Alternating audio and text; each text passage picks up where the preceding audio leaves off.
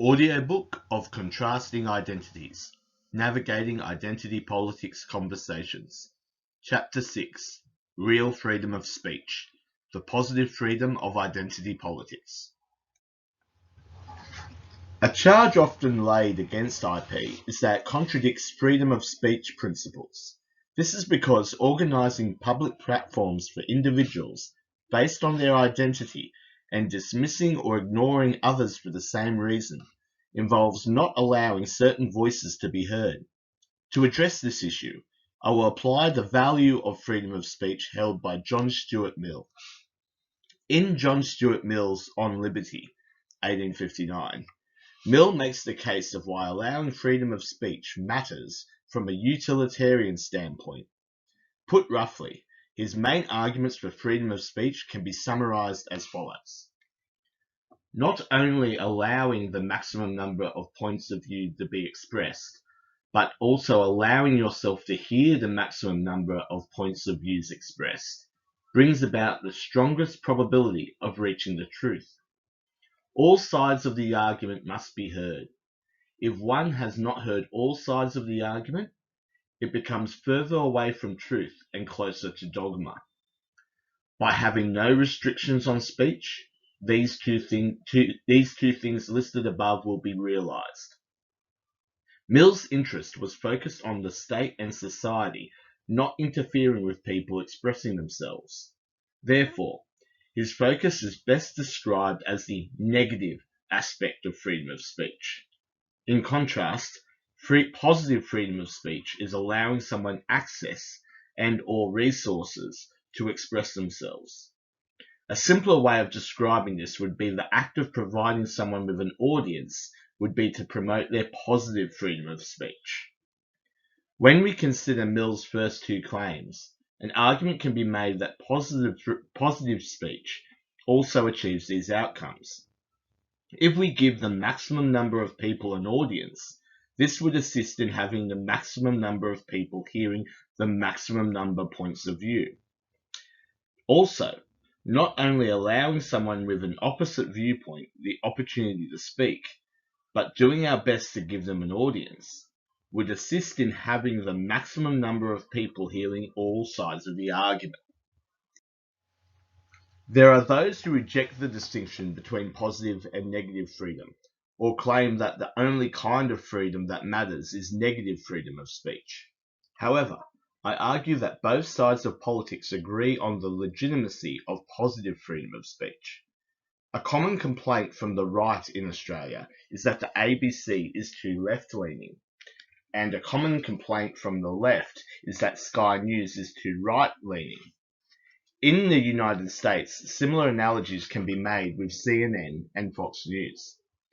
These complaints can only be made sense of by advocating positive freedom of speech, because the complaint is that a media source is only giving a platform to one side of the argument, even though they may not be interfering with the other side from speaking.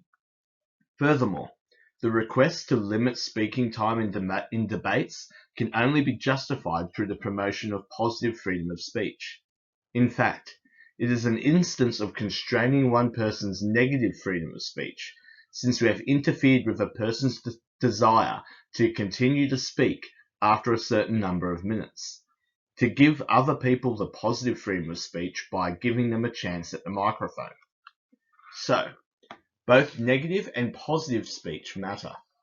Political philosopher Philippe Van Pagis, 2000, utilizes the concepts of both negative and positive freedom in his arguments for a universal basic income, UBI, which he describes as real libertarianism, because it still acknowledges property rights, whilst providing the safety net to allow individuals the means to live their lives as they desire.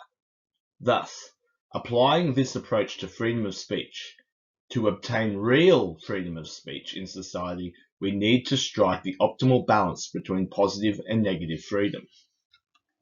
If we justify freedom of speech in J.S. Mill's terms, then we will want to have a world which has not only as many perspectives maximized as possible, but the number of people knowing these perspectives to be maximized as well.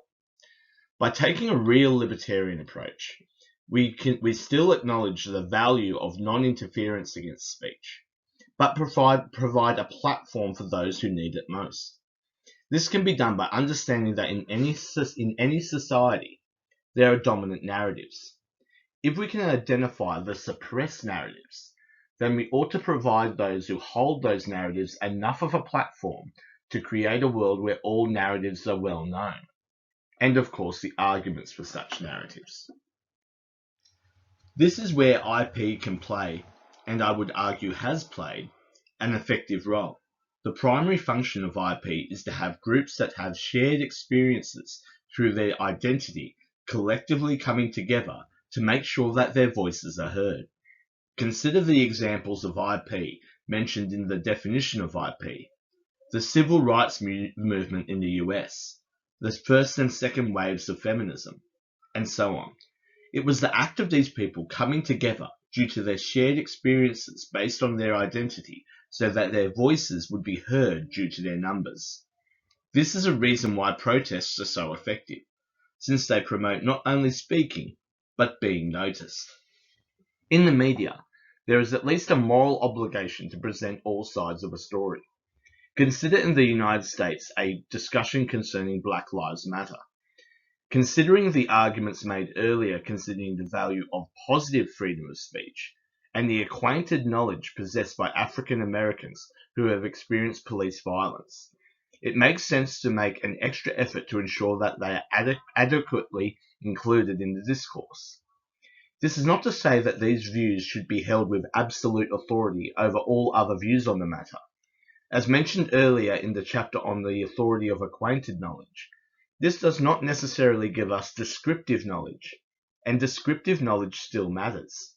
But if we wish to have a complete picture on the entire story, we need to be told from their perspective. This is best done by actively seeking these people out and giving them a platform. There are some proponents of IP who would assert that these perspectives are the only views worth considering, and those of the dominant discourse ought to be silenced. This behavior is contrary to the negative aspect of freedom of speech. However, when certain topics are raised, it is incumbent upon us to consider who is included in the discourse. This is an example where some proponents of IP do suffer a confusion. Demanding one be silent due to not belonging to the identity group being discussed ignores our capacity to gain descriptive knowledge on the topic. However, we are entitled to raise concerns over no one belonging to the identity group being involved, since we do lack the acquainted knowledge. Therefore, IP can promote real freedom of speech when it is used to actively seek out identity group members who are not part of the dominant discourse and to provide a platform to them. This is consistent with the broader concept of IP. This is because it promotes positive freedom of speech, whilst not disrupting negative freedom of speech, and maximizes the utility of J.S. Mill's freedom of speech, due to the information gained by their testimonies given from their acquainted knowledge. In the next chapter, I'll put forward an argument to why acquainted knowledge matters in such discussions.